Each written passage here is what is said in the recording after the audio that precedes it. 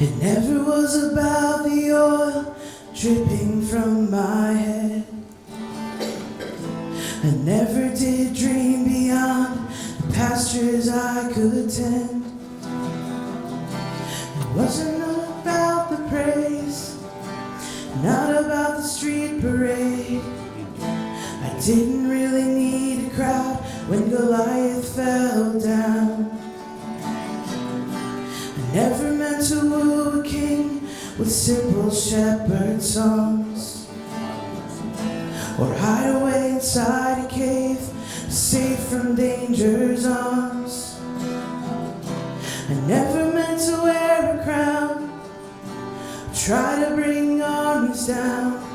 It never was about me and who I hope to be. But at the end of the day, I hear people say, my heart looks like your heart, my heart looks like your heart. When the world looks at me, let them agree.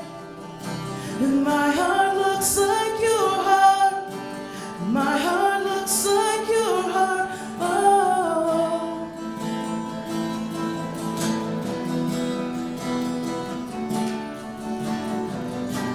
never thought that I would be much more than Jesse's kin. Who would ever dream a king would come from Bethlehem?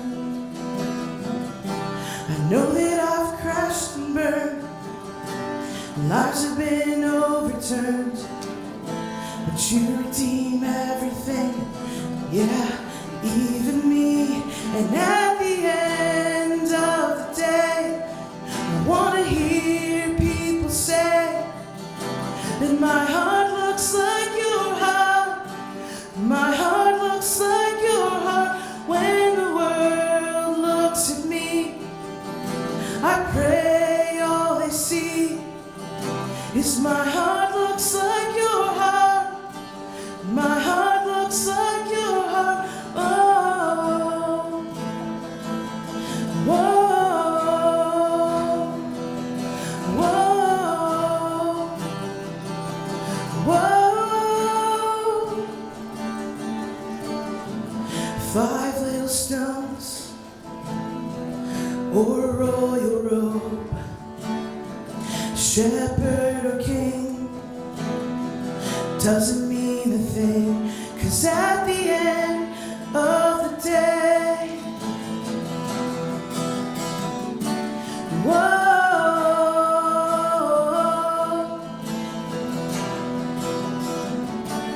at the end of the day, I wanna hear people say that my heart looks like your heart, my heart looks like your heart. When the world looks at me, I pray all they see is my heart looks like your heart, my heart looks like your heart.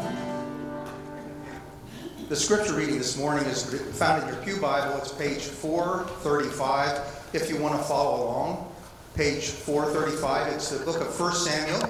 This is Old Testament. And in these Bible verses, Samuel is rebuking Saul for not obeying the Lord. I'm going to start with 13, and then the actual Bible verse is 14. You have done a foolish thing, Samuel said. You have not kept the command the Lord your God gave you. If you had, he would have established your kingdom over Israel for all the time. But now your kingdom will not endure. The Lord has sought out a man after his own heart, and appointed him ruler over his people, because you have not kept the Lord's command. This is a warning to Saul. At this time, Nancy's going to come up and introduce in her croaky voice our guest speaker this morning. Good morning. Well, you know, my voice is very croaky, and I could do better than that. Good morning. Good morning. That's much better. Thank you. So the Lord giveth, and the Lord taketh away. Blessed be the name of the Lord.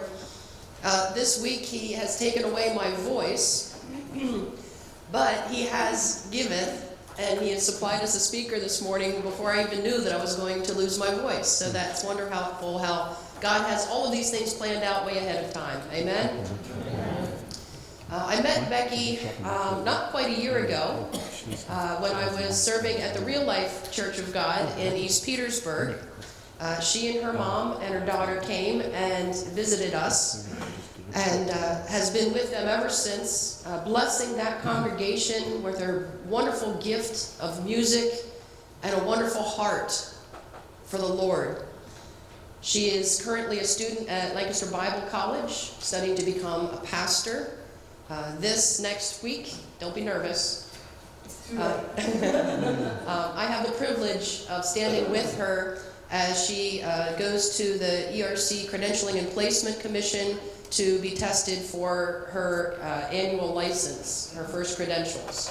So I'm extremely proud of her for all the work she has done and the dedication she has, but mostly for the heart for the Lord that she has. She's going to talk to you more about that, and I'll let her do the rest of the talking. My friend Becky.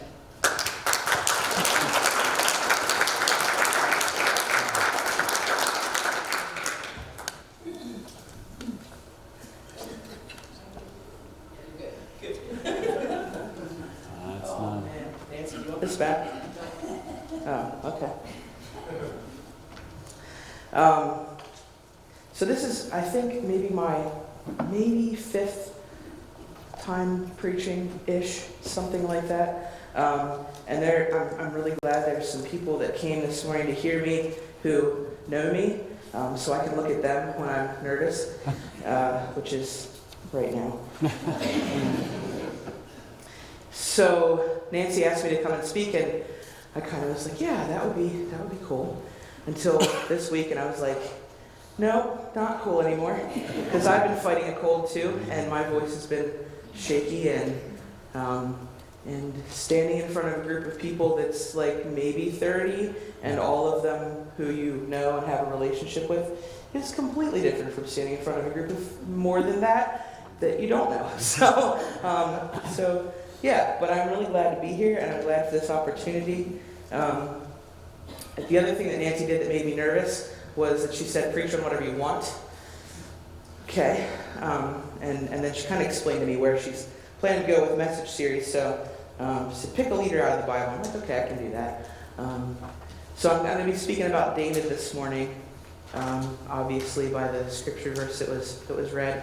And just so you aren't nervous, I'm not going to preach on that one verse the whole time. I have lots of other ones, and you're probably going to get tired of hearing all of this. No, probably not. Yep, nervous. Can you guys put the slides up for me? Thank you. So this is the title of the message, After God's Own Heart. And we're going to start with this one. Bob explained to us this morning that the verse from 1 Samuel 13 was when Samuel is rebuking Saul for what he'd done. I'm actually going to back up just a little bit and go back to chapter 12. If you want to follow along with me, we're going to be in chapter 12, starting in verse 8. And this is kind of what started the whole thing and why we even got to the place we got to in chapter 13. So I'm starting in verse 8. It says, when Jacob went to Egypt, this is Samuel speaking to the Israelites. When Jacob went to Egypt, your ancestors cried out to the Lord, and he sent them Moses and Aaron, who led your ancestors out of Egypt and settled them in this place. But they forgot the Lord their God. So he handed them over to Sisera, commander of the army of Hazor, and to the Philistines, and to the king of Moab. These enemies fought against them. Then they cried out to the Lord and said, we have sinned, for we have abandoned the Lord and worshipped the Baals and the Ashtoreths. Now rescue us from the power of our enemies, and we will serve you. So the Lord sent Jerubbaal and Barak, Jephthah, and Samuel. He rescued you from the power of the enemies around you, and you lived securely. But when you saw that Nahash, the king of the Ammonites, was coming against you, you said to me, no, we must have a king reign over us. even though the Lord our God is our king. Now, here is the king you've chosen, the one you requested. Look, this is the king the Lord has placed over you. If you fear the Lord, worship and obey him, and if you don't rebel against the Lord's command, then both you and the king who reigns over you will follow the Lord your God. However, if you disobey the Lord and rebel against his command, the Lord's hand will be against you as it was against your ancestors. Now therefore, present yourselves and see to this great thing that the Lord will do before your eyes. Isn't the wheat harvest today? I will call on the Lord, and he will send thunder and rain, so that you will recognize what an immense evil you have committed in the Lord's sight by requesting a king for yourselves. Samuel called on the Lord, and on that day the Lord sent thunder and rain. As a result, all the people greatly feared the Lord and Samuel. So I wanted to start out with this because I thought, that's us, right? Don't we all do this? Haven't we been doing this kind of since the beginning? It started in the garden. We're not satisfied to walk with you in the garden in the cool of the evening, God. No, we'd rather be like you. We'd rather not commit ourselves to knowing you and having a relationship with you, God. Give us rules instead, they said. Everyone else has a king. We want a king too. This Jesus guy can't possibly be your son. We want a real king. Thanks for giving us your word and your Holy Spirit, but we want to learn. But we don't want to learn to feed ourselves. We'd rather drink from a bottle. We want to be great, but we'd rather not be least first. And we definitely don't want to pick up any crosses or die to ourselves. And I could go on. Because we're all human. And we're never content, aren't we? Now pick back up in verse 19. They pleaded with Samuel, "Pray to the Lord your God for your servants, so we won't die. For we have added to all our sins the evil of requesting a king for ourselves." And Samuel replied, "Don't be afraid, even though you have committed all this evil. Don't turn away from following the Lord. Instead, worship the Lord with all your heart. Don't turn away to worthless things that can't profit or rescue you. They are worthless. The Lord will not abandon his people because of his great name, and because he is determined to make you his own people." So we all know this story, or most of us have heard it at some point. Samuel warned them, but they didn't listen, and neither did Saul. So we're going to pick up in Samuel chapter 13, verses 13 and 14.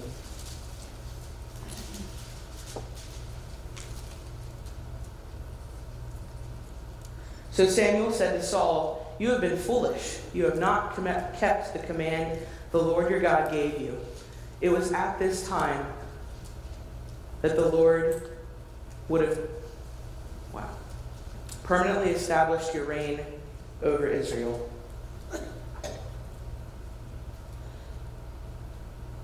So the whole thing isn't there. Oh, there it is. Look at that. "But now your reign will not endure. The Lord has found a man after his own heart, and the Lord has appointed him as ruler over his people, because you have not done what the Lord commanded." So I was reading over this over the last week, and kind of read through all of 1 Samuel and a decent chunk of 2 Samuel. And I hadn't really read that all, like, start to finish. And I didn't realize that this actually happens before anybody knows who David is. Samuel calls out Saul and tells him, "You're being replaced. There's a man after God's own heart." Samuel doesn't know who this guy is. Saul doesn't know who he is. Nobody knows who he is. He didn't have any idea that this man was actually going to be a boy. So I don't know about you, but when I think of King David, these are some of the images that come to mind. But this is a little bit more like what it looked like. Samuel went and found this boy after being told to go there, and he went down through the whole clan, and none of those guys were it. They all looked more kingly than this little puny shepherd boy that was out in the fields somewhere. They had to go find him. He wasn't what anybody was expecting, but he was the one that God had chosen. He was a man after God's own heart. And that's what we're going to really be taking a look at this morning. So a man or a woman after God's own heart is just that, after God's heart. I was reading this week and I was like, that's kind of an interesting way of hearing it. I hadn't heard it that way before. I kind of thought about, they're made after God's own heart, or their heart looks like God's heart. But it's also this element of they're actually after God's heart. They're going after God's heart. Saul was a man after Israel's heart. He was all about this image and prestige and the things that people look at. But God was going to give Israel a man after his own heart and raise that man up to be the next king, while Saul was still on the throne, nonetheless. We're going to look at some things. I think you should have some blanks in your bulletin this morning. A man or a woman after God's own heart honors the Lord.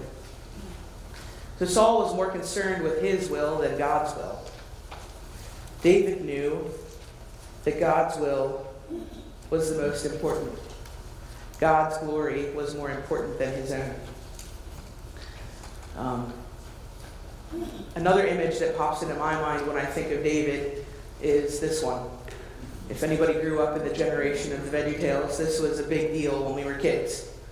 And there was this song that said, it's this little asparagus guy was David, and he was going to go fight the big giant Goliath, and there's this whole song about him saying that with God's help, little guys can do big things too. And that's kind of stuck with me over the years. Different things I've gone through, I've thought of that. But so in 1 Samuel 17, it says, David said to Saul, "Don't let anyone be discouraged by him, Goliath, for your servant will go and fight this Philistine." But Saul replied, "You can't fight the Philistine. You're just a youth, and he's been a warrior since he was young." But David said to Saul, "Your servant has been tending his father's sheep. Whenever a lion or a bear came and carried a lamb off from the flock, I went after it, struck it down, and rescued the lamb from its mouth. If it reared up against me, I would grab it by its fur and strike it down and kill it. Your servant has killed lions and bears. This uncircumcised Philistine will be like one of them, for he has defied the armies of the living God." Then David said, "The Lord who rescued me from the paw of the lion and the paw of the bear will rescue me from the hand of the Philistine."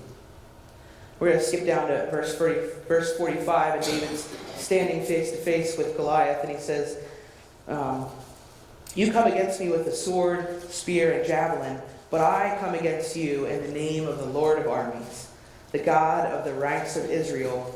You have defied him. Today the Lord will hand you over to me. Today I will strike you down, remove your head, and give the corpse of the Philistine camps to the birds of the sky and the wild creatures of the earth. Then all the world will know that Lord Israel has a God. And this whole assembly will know that it is not by sword or by spear that the Lord saves. For the battle is the Lord's. He will hand you over to us." David was so concerned with honoring God that he did what nobody else was willing to do. He faced down a giant and an entire army so that God would be honored. What does that look like in our lives? Maybe that means making a stand, being different in our culture, maybe even with our fellow believers. David stood up in front of all the Israelites who weren't willing to stand up for God, and doing what others are not willing to do to bring him honor. I was thinking about this week, and I was thinking about this week, and thinking about examples I could use. And the one that really popped out to me, there's so many different examples in our culture of things that we could stand against. And there's really bad examples of how people are doing that right now. And I didn't want to use any of those. I don't want to use politics. I don't want to use hot button issues. But in my own personal life, I've had an example right in front of me for a while now. There's these giants in the world, And one of those giants to me is homelessness. And I'm not going to steal Cindy's thunder to share this with you guys at some point, but Cindy and my mom and some other ladies are making mats for homeless people. And that seems like a little thing, but it's taking a step, it's taking a stand, it's taking God's love to others in our world that aren't seeing it. And I think that that's kind of like standing up to giants. So the next thing that a man or woman after God's own heart does is put God on the throne. I had somebody challenge me about this week, and I thought about changing the wording. They were like, well, you can't really put God on the throne. He's already on the throne. It's more about acknowledging that he's on the throne. And I was like, yeah, I hear that. But for me, when I was looking at this, when I was thinking about this, like, we have to make a conscious choice about whether or not God's on the throne of our lives. And he's, I've heard him referred to as a gentleman. I don't know if I quite describe God as a gentleman, but he's not going to bust right in and overhaul our lives if we aren't giving him permission to do that. So anyway, a man or woman after God's own heart puts God on the throne. For Saul was king. For David, the Lord God was king. Both David and Saul knew sacrifice before battle was important. But David thought it was important because it pleased and honored God. Saul thought it was important because it would help him win the battle. Saul thought God would help him achieve his goals. David thought that God was the goal. In 1 Samuel chapter 15, it says, this is in verse 22, then Saul said, does the Lord take pleasure in burnt offerings and sacrifices as much as in the obeying the Lord? Look, to obey is better than sacrifice. To pay attention is better than the fat of rams. For rebellion is like the sin of divination, and defiance is like wickedness and idolatry. Because you have rejected the word of the Lord, he has rejected you as king. In 2 Samuel 6, we have another example, and this is of David. This is beginning in verse 14. David was dancing with all his might before the Lord, wearing a linen ephod. We can discuss later on what that is, because there's a lot of debate about it. Down in verse 20 it says, when David returned home to bless his household, Saul's daughter, Michal, which was one of his wives, came out to meet him. How would the king of Israel has dishonored himself today, she said. He exposed himself today in the sight of the slave girls of his subjects like a vulgar person who would expose himself. David replied to Michal, it was before the Lord who chose me over your father and his whole family to appoint me ruler over the Lord's people Israel. I will dance before the Lord, and I will dishonor myself and humble myself even more. How do we use our gifts? The things God's given us that he's asking us to give back to him. Are we placing our sacrifice before God for his benefit or for ours? Who is the Lord and King over our lives? This has been something that's been kind of interesting for me because, as Pastor Nancy said, I'm a student at LBC. I'm older, you can tell, than like a typical student would be going back to college. I have an 11-year-old daughter. Life didn't look like what it looks like for the typical person who's going back to college. And so between students at school and people in my life who I know, I've had the question come up a whole lot, like, why'd you go back to school? What are you studying? Why are you there? Why Lancaster Bible College? And this isn't to like say, look at me, but I felt a calling on my life that I knew I couldn't ignore. And that's really hard to explain to people who don't understand that, you know? It was interesting, I was working part-time where my mom works over the winter a little bit, helping them out with some things, and one of the guys that works there, it's a car dealership, and I was working with the service and parks departments, And the guy in service came over the one day and he was like, so why are you only working like 3 hours a day? And I was like, well, because I have classes to go to. He's like, well, what classes are you taking? I was like, well, I go to Lancaster Bible College. He said, well, what are you going there for? I was like, because I want to go into ministry. Oh, you want to be a pastor? Yeah. So then he, from that day forth, called me Pastor Patty's kid, because my mom's name is Patty, and I was Patty's kid until he found out that I wanted to be a pastor. So then I became Pastor Patty's kid.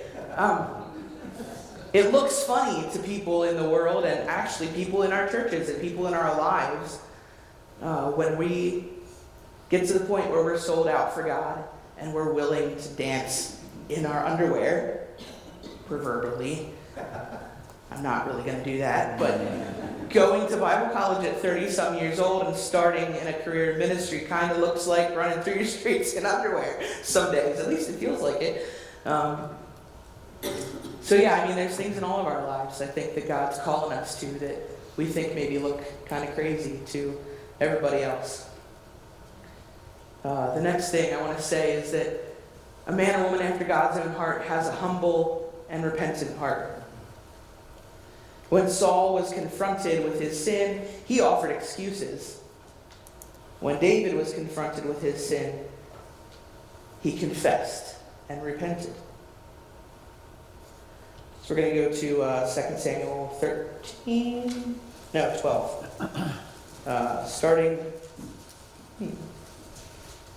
Starting in verse 7.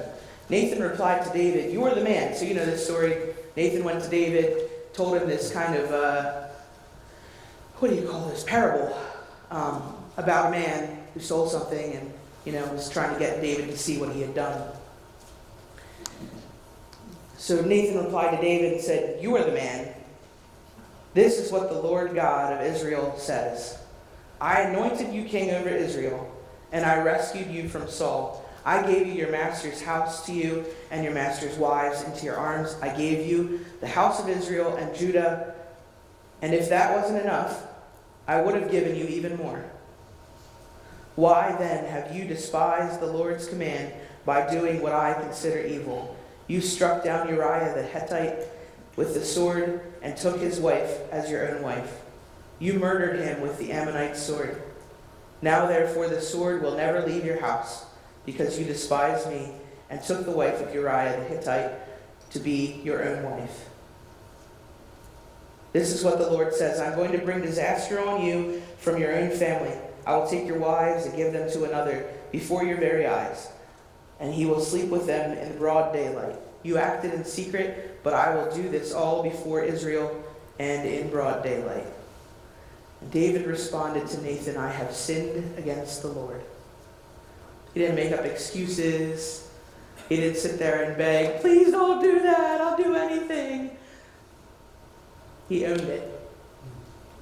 And he owned it in a very public way. Humility is something that I think goes against our very nature, at least our fallen natures. We always want to be right. We always want to be treated the way we want to be treated. And we certainly don't like to be called out on our own stuff. There doesn't seem to be too many people eating a slice of the humble pie these days. And I think that we all experience the effects of that on us. Something I've noticed in my own life is that humility goes a long way in making interactions with others much easier and less complicated. Likewise, I think that in particular, the world is watching our humility and our repentance. We can't be perfect. No one can. But humility and a repentant heart are probably the next best thing. The world's watching us. They're calling us out on things. They notice. And we walk around with puffed up pride and treat everybody else the way they treat us. God said, treat others as you want them to treat you, not as they are treating you. And when we say I'm sorry, when we own our stuff, we set an example, I think, that can't really be matched.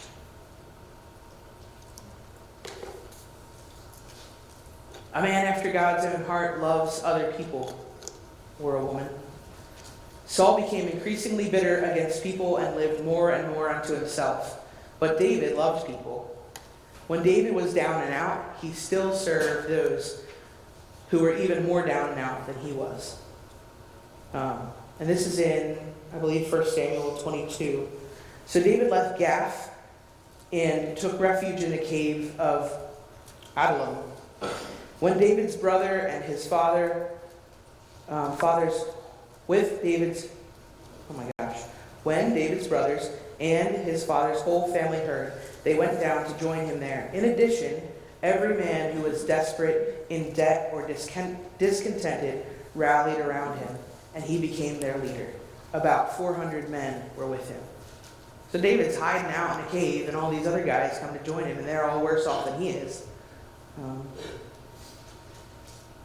And the other example I found of this, this was the one that really, I think, impacted me this week. In 2 Samuel 1, David's just gotten news that Saul and Jonathan are dead. And he says this, starting in verse 23.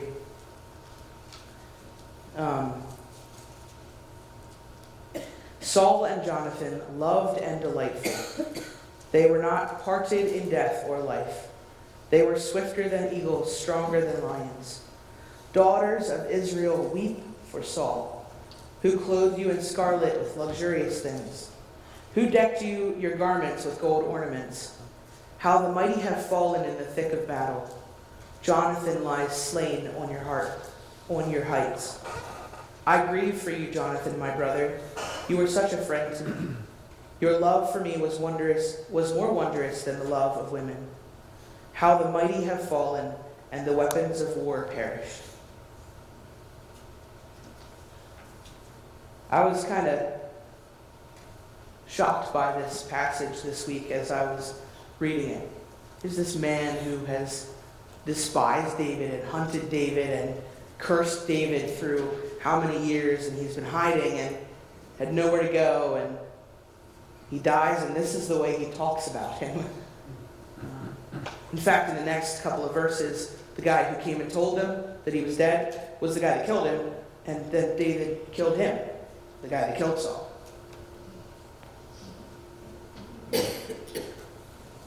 The two greatest commands are and always were, love God and love others as yourself.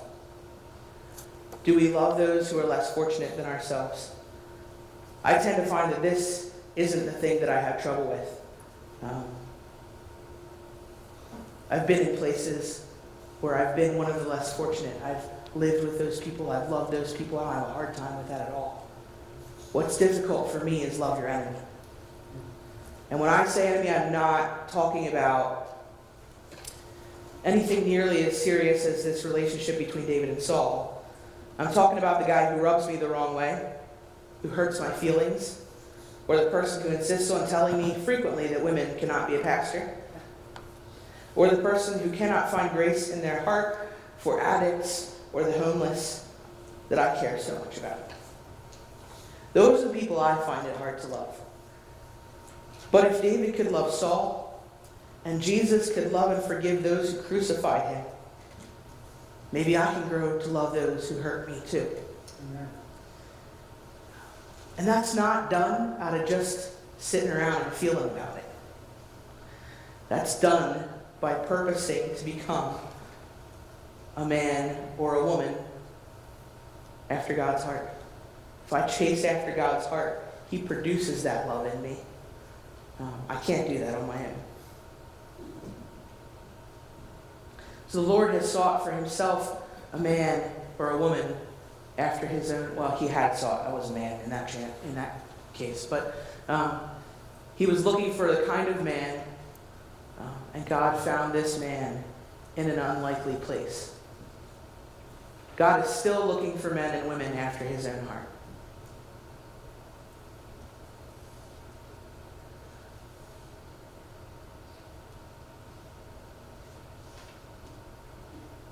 Man or woman after God's heart is after God's heart.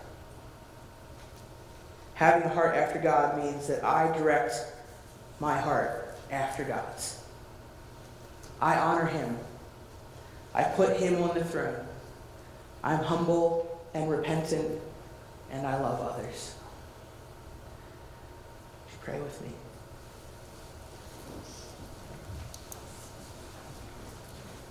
God, I thank you this morning for this opportunity to open your word, to maybe learn something or hear something in a way that we hadn't before. I thank you so much for the example of David, a man from very humble beginnings who nobody expected to be on the throne of Israel, somebody who wasn't by any stretch of the imagination perfect, a man who you knew all those things about when you called him a man after your heart. God, I pray this morning that as we go into our week this week, that we would remember these things, that we would invite you into our hearts, that we would put you back on the throne of our hearts where we may have taken you off. That we would honor you, that we would go to whatever lengths you're asking us to bring honor to your name. That we would be humble.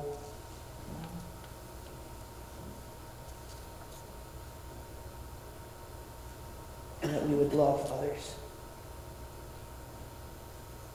Just thank you again this morning just to be in your house with your family. And I pray your blessing on everyone as they go into their week. It's all these things in the name of your precious Son, Jesus. No.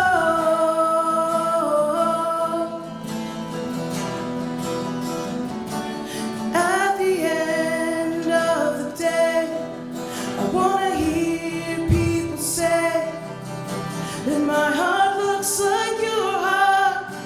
My heart looks like your heart. When the world looks at me, I pray all they see is my heart looks like